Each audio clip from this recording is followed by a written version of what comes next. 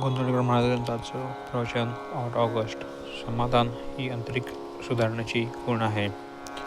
प्रपंचात काय किंवा परमार्थात काय, काही पथ्ये पाळायला लागतात. नेहमी राम करता ही भावना मनात जागृत ठेवा. शोक, चिंता, भीती, आशा, तृष्णा या सर्व राम करता म्हटल्याने नाहीशा होतात. ज्या अर्थी त्यांना अजून नाहीशा होत नाहीत, त्या अर्थी लोक कायमच आहे असे म्हटले पाहिजे. तरी याचपासून, या घटकेपासून नामात राहण्याचा निश्चय करा आणि राम करता ही भावना दृढ करा. कोणी आपल्याला बरे म्हटले की तेवढ्यापुरते बरे वाटते, ते समाधान म्हणता येईल का? जे मिळाल्याने दुसरे काही हवेसे वाटणार नाही, ते समाधान. समाधान ही आंतरिक सुधारण्याची खूणच आहे. ते मिळवण्यासाठी प्रपंच सोडण्याची जरुरी नाही. प्रपंच सोडून कितीही लांब गेले तरी त्याची आठवण येतेच, तेव्हा तसा तो सोडता येत नाही. तो एक राम म्हटल्याने सुटू शकेल. कोणतेही कर्म करताना भगवंताच्या नामात करा, त्यामुळे समाधान मिळून मनुष्य सुखदुःखाच्या द्वंद्वात गुरफटला जाणार नाही. जो कोणी स्वतःचा उद्धार करून घेईल, तो खरा ज्ञानी.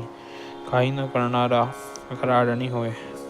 वासनेचे परिणत स्वरूप म्हणजे बुद्धी होय.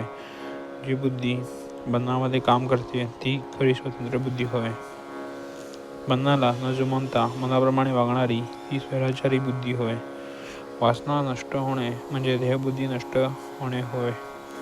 प्रापंचिक मनुष्याला विषय टाकता येतील, ते शक्य नाही. त्याचे विषयाचे प्रेम रक्तात इतके भिनले आहे की ते काढून टाकायला सूक्ष्म अस्त्र पाहिजे. नाम हे अतिशय सूक्ष्म अस्त्र आहे. ते घेतल्याने विषयाचे प्रेम नष्ट होईल. खरोखर थोडा मनापासून निश्चय करा, तो परमात्मा फार दयाळू आहे. तो खात्रीने आपल्या निश्चयाच्या पाठीशी राहील. दोष न पाहता आहे. जो दुसऱ्याला जय करतो, तो दयाळू खरा. भगवंत अत्यंत दयाळू आहे.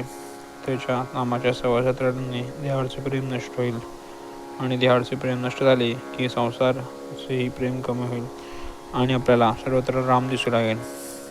प्रत्येक जीवाची ओढ चिरंतन समाधानात असते. ती ओढ परमेश्वर प्राप्तीनेच पुरी होऊ शकते. ही प्राप्ती व्हायला अत्यंत सुलभ साधन जर कोणते असेल, आणि त्याचा सतत सहवास जर कशाने लाभत असेल, तरी का नामानेच. ज्याने नाम हृदयात अखंड बाळगले, त्याला सर्वत्र परमेश्वरच दिसेल. इतर साधनांमध्येही उपाधीमुळे थोडी तरी चलबिचल आहे. नाम हे स्थिर आहे. हे भगवंताचे नाम आवडीने घ्या, श्रद्धेने घ्या, मनापासून घ्या. अखंड नामच मिळत राहा, किती समाधान राहील. श्रीराम जय राम, जय जय राम.